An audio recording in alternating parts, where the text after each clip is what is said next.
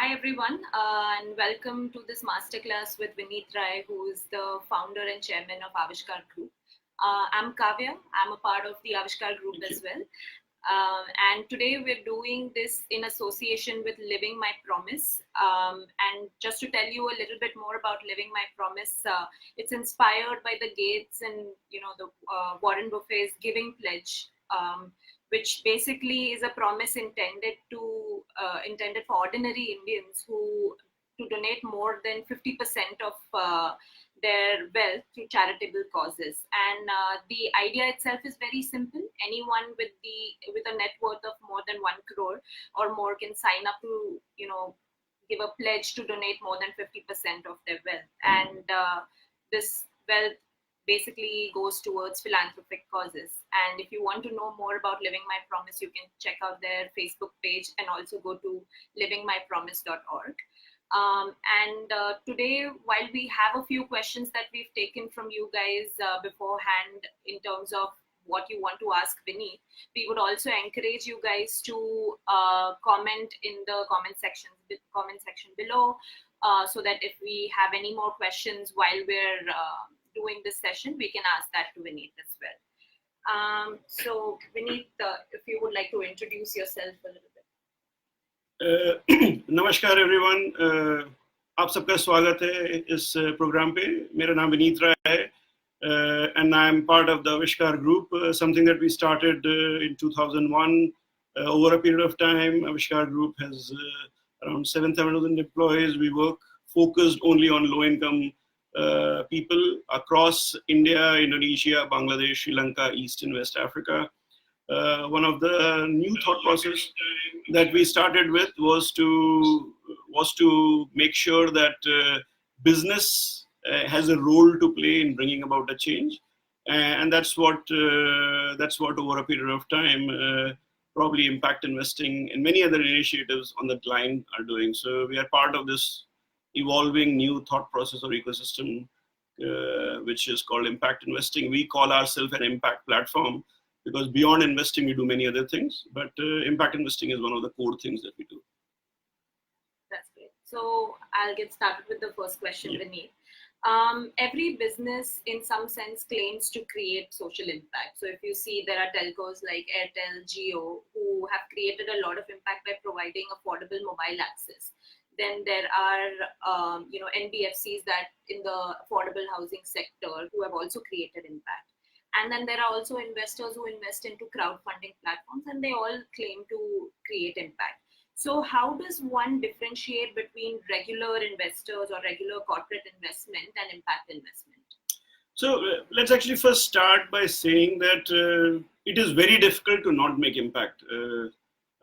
So therefore, every business that exists in one form or the other makes impact.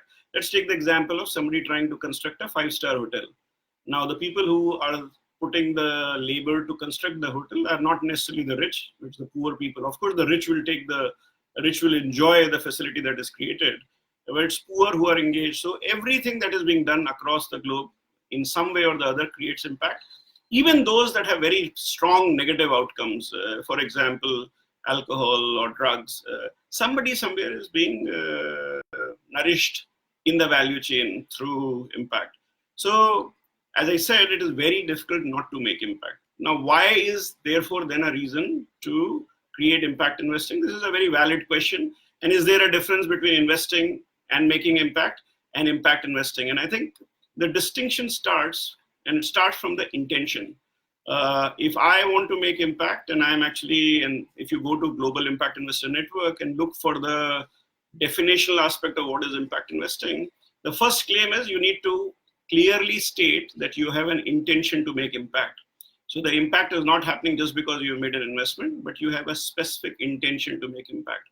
This idea of intentionality is the most important criteria. And the second part of it, which again, Impact Investing Network has come up with from a definitional perspective, is you will have to, once you are making that claim, you will have to rigorously follow through and announce the impact that you are making by doing very strong studies on the kind of impact you're making. Now, does this mean that these two things, which is suffixing the word impact behind your fund's name, and producing an impact report is a sufficient condition. Some of us who are purists and who started very early probably think it's too limiting a condition and too easy to be copied. So if you ask me from an Aavishkaar perspective, we chose to define impact very differently from what the entrepreneurs do and what we do, because we are an investor. So the first thing we decided to do is we started looking at risk and realized that capital by nature does not want to take risk. And if you want to take risk in broken ecosystems, in challenging circumstances, in solving problems that do not have a very evolved ecosystem. For example, a mainstream technology fund also takes risk, but it takes risk in an evolved ecosystem like Silicon Valley. It takes risk in an evolved ecosystem like Bangalore. But would it take risk in an unevolved ecosystem like Bihar, UP, Jharkhand, Orissa?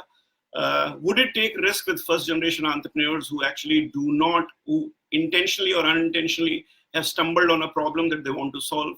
Would they take the risk of not necessarily building a 100x business? And that's where the intentionality of impact investing comes through. So if you are trying to be an impact investor, you have to chase a higher cause. You have to chase a business model that is socially complex, which is probably operating in a broken ecosystem. And the entrepreneur that you're supporting will generate livelihoods or probably reduce risk and vulnerabilities.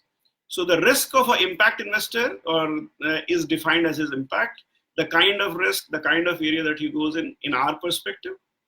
And the entrepreneur's impact translates into and broadly categorizes into creating jobs and livelihoods where people live, or solving very complex social problems that can reduce risk and vulnerabilities in the life of people coming from lower economic strata. So you're basically saying that impact is weaved into every business essentially, but the intent is where an impact investor or a corporate investor can be differentiated. It's an important aspect, but in my view, and we are actually pushing the envelope a little further, we are trying to push the question a step beyond that. So can you share with us a couple of examples of impact investments, especially since you're at the helm of Aavishkaar Capital, wherein investments that you've made have created significant impact on ground, but at the same time, they've given decent returns to investors as well? So let me actually give you two very different kinds of examples. All of us actually are aware that there are lots of challenges that go around, especially keeping our cities clean. Now, I don't know how many of you understand, but the waste management process that we follow in countries like India, those who are from Bombay or Delhi or Bangalore or anywhere else, if you actually look at the waste management we follow, we are basically lifting the waste and shifting it to a landfill. Unfortunately, in India, the landfill has now translated into a Mount Everest. That means it's not going inside the land to fill it. It's actually above the land. And these are big mountains. You can see it in Devnar in Mumbai. You can visit Ghazipur in Delhi. And these eyesores are not necessarily just eyesores, but they are actually damaging the aquifers. They are health hazard. And in 2011, 12, 13, it was becoming very obvious to us that sooner or later, people will wake up and will start challenging the municipal corporations of why are we not cleaning this waste? And because once it starts impacting people. We were at Aavishkaar looking for somebody who can clean this waste, do it profitably, and does not do this by charging the government. That means you are actually cleaning India in a profitable manner without having government to be the buyer of the waste, which is what was happening, where municipalities actually ask people to move the waste and give them a tipping fees. We stumbled across two young people who are effectively working with rag pickers, and rag pickers are the poorest of the poor, migrants in new cities, lowest strata in a city, and therefore they actually go pull out what you call waste that is non-degradable, so plastic, paper, and other stuff, and then try to trade into it. These guys were working with them, providing them very ethical, transparent means of engaging, and then cleaning and recycling this waste. We made some investments in these people. We took a very high risk because we knew this is something what you call Ratiwala activity, and how do you really scale this up? The investment that we made, immediately after an investment, which was roughly 3 crore, there was a fire.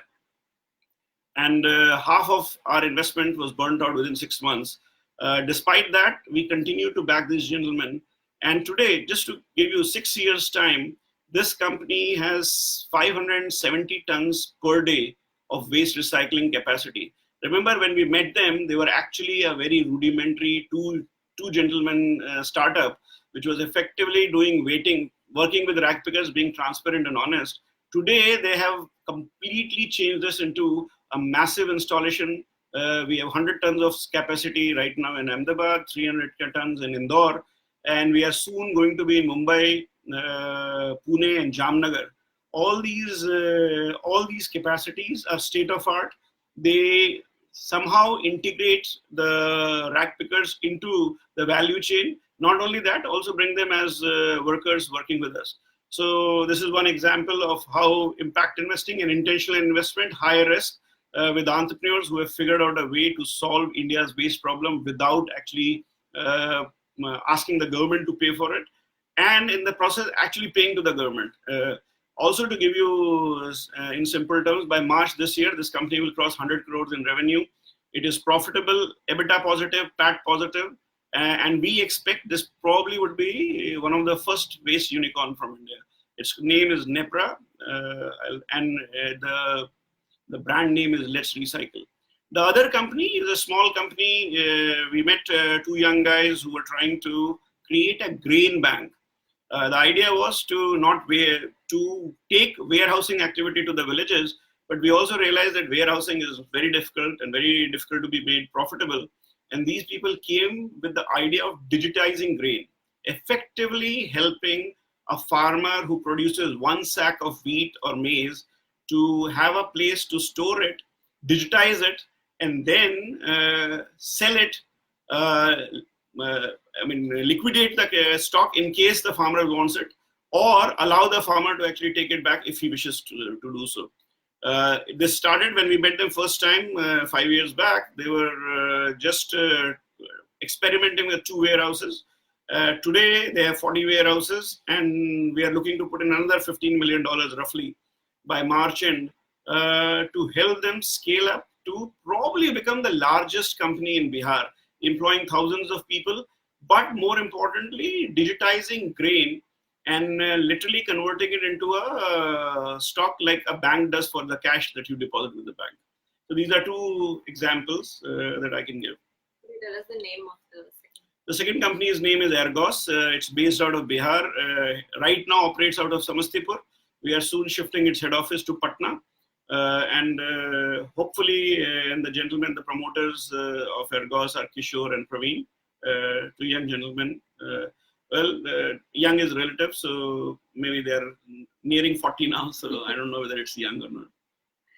Okay, we have a question from Amit Chandra, and he asks, what are therefore the bare minimum things that a for-profit must do to be called a social enterprise?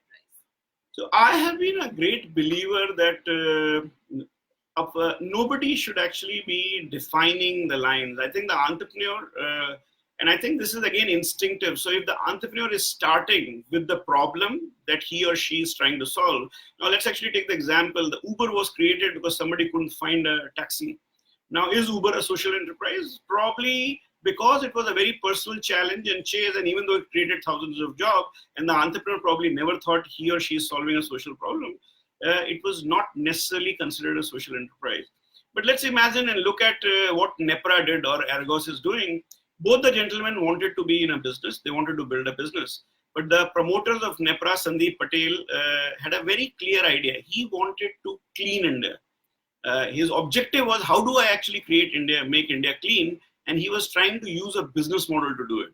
Similarly, the gentlemen who started Ergos, they were actually trying to find a solution to the farmer's trouble from Bihar, where they come from, where it is very difficult for a farmer to generate returns. Now, I missed out on this point. Ergos have demonstrably increased farmer income from 1.6 to 2.1 times every 9 months. Now, that's actually quite substantial.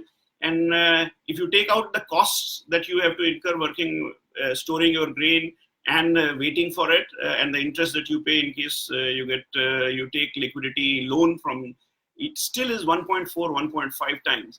an intervention like Ergos is able to deliver what government is India and the Prime Minister is trying to do in 5 years, in 6 to 9 months, that's the remarkable aspect of it.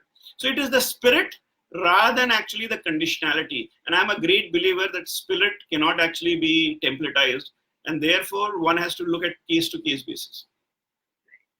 So in what kind of situations do you think that impact investing can, create more value, or it can be more value adding than, say, philanthropy or grants? So I think, again, I'm a great believer that one should never create competition between two good things.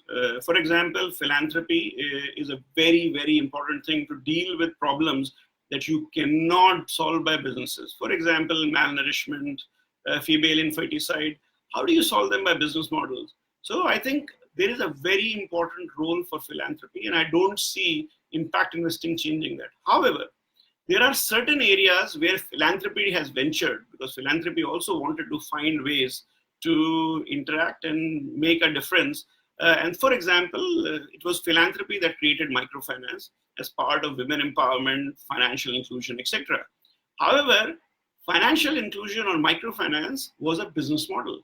And because it was a business model, all the investment, the moment you convert it into a for-profit activity and mainstream, basically brought mainstream banking to microfinance, or convinced the mainstream bankers that microfinance is better than mainstream banking for poor, what you had done is you had used the catalytic capability of philanthropy to create a very large sector that is today 2 lakh crores.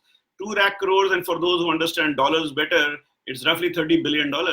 And just so that everybody understands, microfinance was less than $100 million just in 2005. So in 14, 15 years, we have gone from $100 million to $30 billion of a market segment, which is largely backed by mainstream. So in my view, therefore, that philanthropy can act as a catalyst to create impact investing. Impact investing can take away or reduce the burden of philanthropists by bringing business into the areas where you can make a difference, but they are not competing. They are actually very complementary activities. And the role of impact investing is to convince the $200 trillion of mainstream capital to somehow participate in the idea of changing the world, and not necessarily to convince the money that is already convinced about changing the world, which is very small. I mean, I don't know how many people follow the numbers, but the global aid capital is just $275 billion annually. And the demand for making the world free of hunger, poverty, and inequity is 2.5 trillion a year. So you're talking about a 90% gap, and that 90% gap can only be filled if we can convince the $200 trillion of global capital to walk into this space. And that's the job of impact investors, and that's what we are trying to follow and achieve. That's a great point, actually, because impact investment is often pit against, philanthropy and grant making, and in fact, these are two, different types of capital that are both essential in order to achieve the sustainable development goals. And more importantly, what we are trying to do is make impact investing actually convince. Our job is not to take impact investing to mainstream. The whole role of impact investing is to convince the mainstream to become impact investing, to convince the world that doing good things, you can still make money and make significant money, and that you don't need to do either unintentional impact or do crazy stuff to actually make money.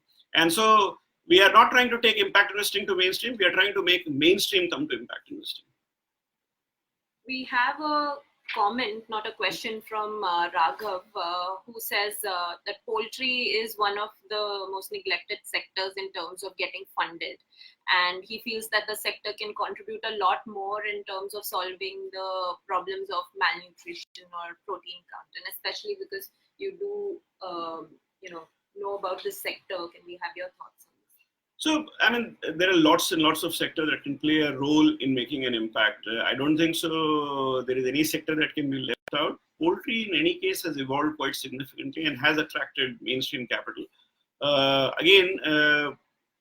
I don't know how many know, but there is an agency called a not-for-profit called Pradhan, which has in Bastar, and my dear friend Anish Kumar was actually one of those who was involved in that project, has created a poultry institution that has effectively thousands of very poor tribal women actually doing poultry. And today, I think it is around 600 crore in turnover, trying to make a huge impact with in the lives of the tribal women in a very remote part of India. And at the same time, also offering a significant amount of nutrition, so fighting malnourishment at the same time. Can this be done, and can this be done at scale? The answer is yes. I think, and most of us in impact investing should venture out and look at poultry closely. At Aavishkaar, we have been trying to actually work and evaluate some of these areas. So yes, the answer is yes. Great. So also going back to the topic of the social enterprises that you spoke about, so NEPRA and Orgos, we have a question from Venkat Krishnan who says that what is the challenge to scale for these companies? Is it just time? No, not really. So I think the challenge to scale is, let's actually assume for a minute you are doing an IT company, and what's your challenge to scale? Your challenge to scale first is to convert your idea into a business plan, then go and pitch those ideas to multiple investors, then convince those investors that what you are going to do will have an exit point and that it has a value, or you have some unique idea which will fit into the value chain of the technology side. Now just change the position and see that this entrepreneur is sitting in Bihar or UP or Jharkhand or even in Mumbai or Delhi, and they have an idea to change the world. Now, the moment you go to an investor and say, I want to change the world, the investor probably puts you into the base category to meet, because you are not trying to create short-term returns for them, while trying to change the world. Changing the world is a complex thing. Now, so the first thing that entrepreneur has to do is to move away from that and find an investor who is willing to help him or her to start building this business ground up. Now, that kind of capital is normally available in small quantity. So you will get $50,000, $100,000, $500,000. Imagine trying to put a seed into Sahara Desert and give it 5 drops of water and expect a tree to come out, versus actually having a very nice garden where you have sprinklers and where you actually put water on a hourly or on a timely basis. Chances of which tree to flourish is going to be high. It is going to be better in the chances where you have the drips irrigation, you have continuous supply of water, continuous supply of electricity, and tenders who are sitting just 100 meters away. I think just if you take these two contexts together, you would realize that scaling a social enterprise is 100 times more difficult than creating a mainstream large e-commerce company or a technology company. Just simply because of lack of capital. The other problem is that they are also in broken ecosystems. So try telling a technology guy to go to Bihar and try to build a technology company. You would start realizing how difficult it is. Finding talent, finding people who can understand what you are saying, having a supportive ecosystem in terms of government, getting your registrations, meeting. So the complexity and challenges that you face at every level is probably 10 times to 15 times more than what you will face in a very evolved ecosystem of Silicon Valley or Bangalore or even Mumbai or Delhi. Ease of doing business, for all those you know, is based on what you actually feel in Mumbai and Delhi. So the quotient of ease of doing business is also very different if you are in UP, Bihar, Jharkhand, Orissa, or any other parts of rural India, even if it is in southern India. Now, while you've said that grants and philanthropy should not be, pit against, or like they're essentially a good thing as well as compared to impact investing. But have you personally ever experienced that there are areas where philanthropy or grants have potentially hurt the impact or like the potential of impact investing? Well, I have seen a little bit in Africa for sure. Not so much in India, but for sure in Africa. In Africa, what happens is, and this happens to any entrepreneur anywhere in the world. Now, let's assume for a minute you've got a good idea, and there are 5 philanthropists trying to actually fund that idea, and there are 2 impact investors who are also trying to fund this idea. Now, if you're a philanthropist and you're trying to give $20,000, $50,000, or $100,000 as a foundation to an idea where the business plan is reasonably evolved, or the impact investor is willing to participate, to take the risk that is associated with the idea, move forward, but the philanthropy is giving grant money which has no conditions attached to be returned. It does not take away any ownership of the entrepreneur. while the impact investor A is going to haggle, negotiate hard, and is going to take significant amount of equity ownership of the entrepreneur, chances of the entrepreneur accepting the impact investor's capital is very low to zero. And I have now met numerous entrepreneurs in Africa who find it incredibly difficult, if both the capital are present, to take an accountable, questioning, and irritating capital compared to a non-questioning, very nice capital that does not dilute you at all. I think if I would be in those entrepreneur shoes, I would probably also move towards the grant capital. I think in such circumstances where grant capital is crowding out impact capital, especially while trying to support a business model, I think philanthropy can be negative. And say, for example, there are philanthropists out there who want to wet their feet in impact investing. What do you think would be, or like what according to you is the minimum ticket size for them to enter into impact investing, and what approach would you recommend to them to get started? Well, I think if you are a philanthropist who would like to understand or deal with impact investing, there are many different ways to do it. I think the easiest way is try to join an angel network that is trying to do impact investing, because then you will get a first-hand understanding of the challenges, the passion, the perseverance, and the ability of the disruption that impact investing can do. Personal engagement is always good. If you have capacity to participate in multiples of $100,000, again, I'm being very specific. If you have the capacity to participate in multiples of $100,000, preferably in millions of dollars, then you can pick and choose an impact investing fund, which can also be a good way to get you insights onto what are the challenges. If you like any of those impact investing funds, the reason I'm actually mentioning multiples of $100,000 or even millions of dollars is because impact funds can only be sustainable, in my view, around $50 million. But there are impact funds who have been where, because of partners' desire to actually work at almost no cost, have been sustainable at even $15 million.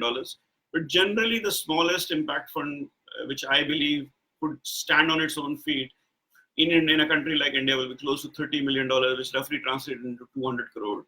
So if you really want to participate meaningfully in a fund, you might have to participate in crores or in millions of dollars or hundreds of thousands of dollars. But if you are trying to do an angel investing in a seed stage company where mortality rate is high, but then quantum of capital ask might be very low, you can do it as less as $10, $15, $20,000 or 5, 10, 25 lakh rupees as well.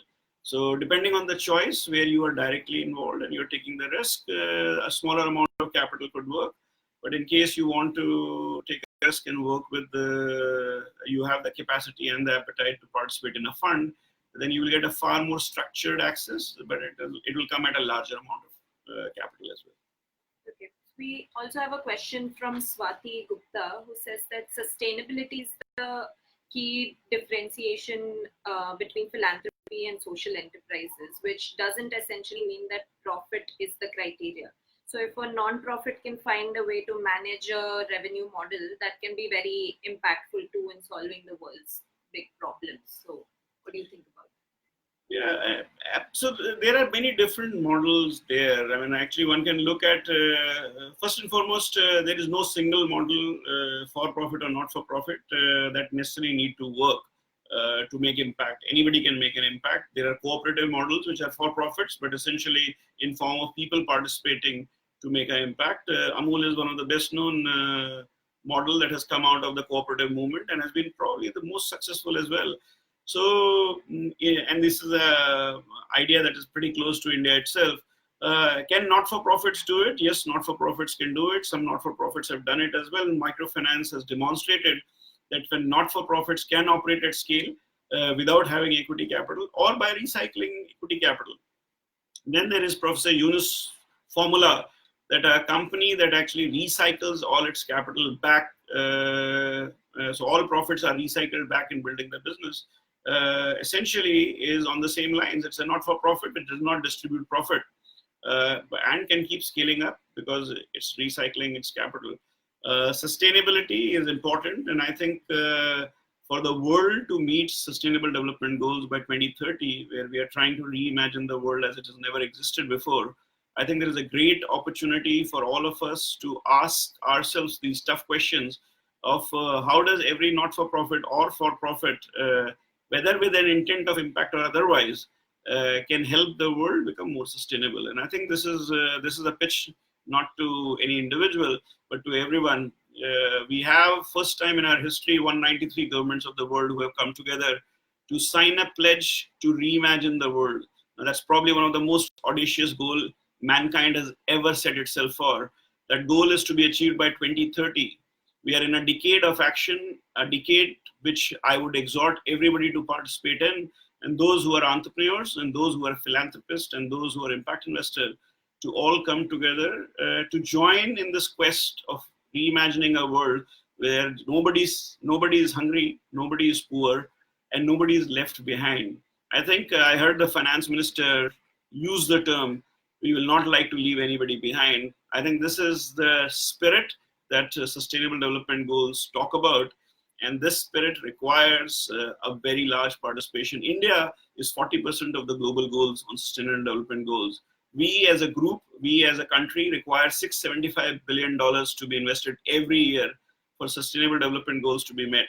And impact investing, which is significant in India, but still very small, has the potential to make a big difference. But those who are not doing impact investing can also participate if they can just relook at their businesses and try to address some of these challenges. So just to add to Venkat's question, which was about challenge to scale earlier, Amit Chandra has another question that for social enterprises to scale 100x in 10 years, if the impediment is the impediment financial capital or human capital? In each, what can accelerate the pace of growth?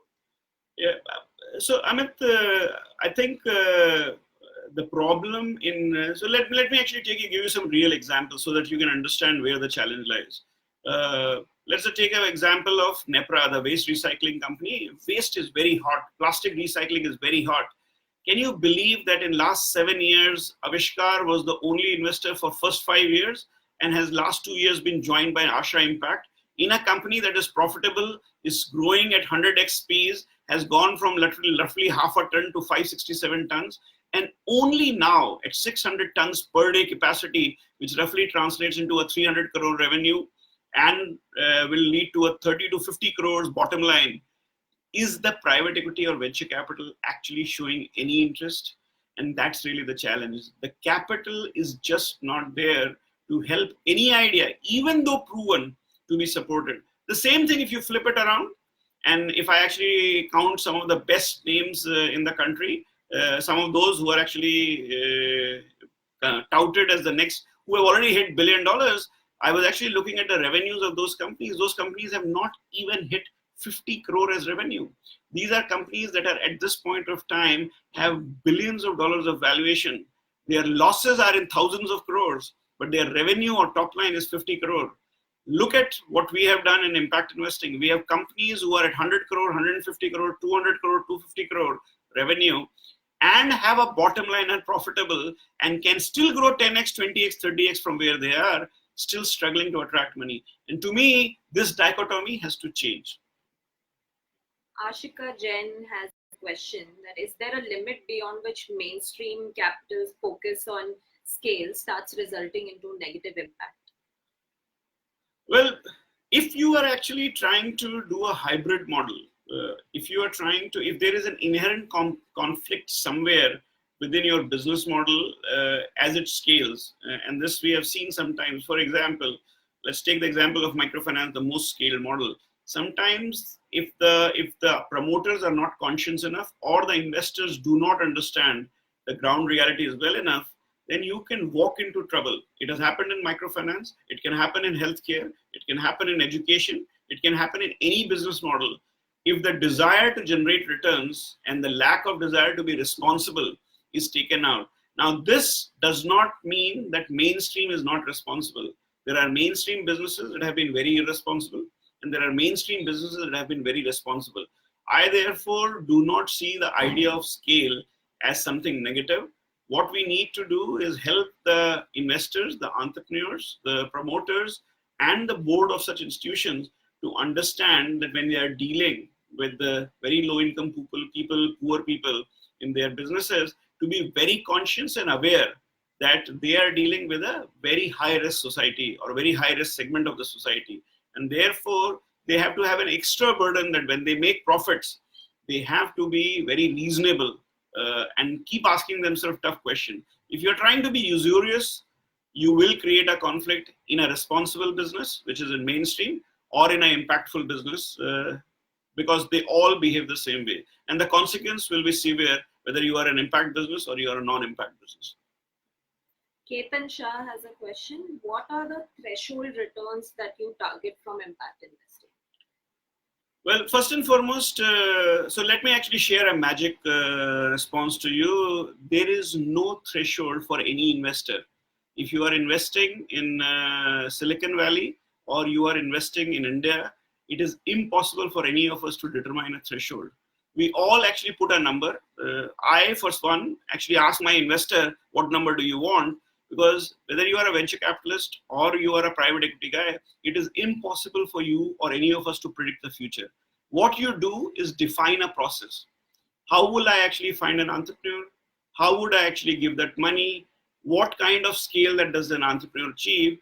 And at that point of time, which happens 7, 8, 9, or 10 years down the line, you would be able to find an exit. That exit can give you a 2% return, can give you a 5% return, can give you a 15% return, can also give you a 40% return. Now, those exits all put together with some losses and some profit deliver you your expected returns. Generally, if you just look at India's venture capital on an aggregate basis, we have missed our targets in the venture capital industry by a very large margin. On a collective basis, we look very benign and nice impact investors as venture capital also. In impact investing, we are yet to prove that we can deliver significant returns. I am again taking out individual companies as returns. From an Aavishkaar perspective, my first fund gave around 7%, 8% dollar return, roughly translated into 12% rupee return. My second fund may end up giving a 22%, 23% dollar return and maybe a 30% rupee return. My third fund may actually again give me a 10% or 11 or 12% dollar return. So it's all very variable, totally depends on the kind of risk you are taking and the kind of scale you are delivering. We believe that in impact investing, the risk is known, the outcome, which is the returns, are unknown. So you are taking a huge risk by taking identified risk, but not knowing what kind of returns you generate, and that's why it's impact investing. While in venture capital, you are taking a risk with the belief that 20% of your companies will give you 100x returns. In private equity, you are trying to go in a profitable company to generate a reasonable return spectrum, but low volatility. In impact investing, you have high volatility, high risk, and at the same time, unpredictable return. Return can be high or low, depending on the kind of investments you make and the kind of sectors you choose. So Ujjwal Thakkar on similar line wants to know if you work in partnership with philanthropists at all, and if yes, then what are the areas in your view that you would leave to philanthropy and not impact investment? Well, first and foremost, as impact investors, I mean, we have been always talking to foundations and some of the foundations like Rockefeller and others have been investors in Aavishkaar to learn about impact investing. So there has been always a continuous exchange between foundations who are in philanthropy and impact investors. Some of them also wanted to be on the cutting edge of the new age thinking. I don't think so that we think like that we will leave this for philanthropy or do impact investing. What we look at is what are the areas which are boundary areas where philanthropists are playing, but impact investing or investing can play a role. More importantly, less about investing, entrepreneurs can convert them into business model. So any area where an entrepreneur has an idea that he or she can come up with and convert it into a business, impact investing has a role. If there is no way to convert it into a business, philanthropists must continue to support those areas. So it looks like we've run out of time. We have a lot of questions coming in for Vineet, and hopefully we'll try and answer that probably in the comments section. Vineet is very active on Facebook, You can always have a discussion with him in the comment section. But thank you so much, Vineet, and thank you everyone for joining us today. Before you sign off, please do not forget to visit the Living My Promise page. Do follow them for more such interesting Facebook Live sessions. Thank you, everyone. Thank you so much. Thank you.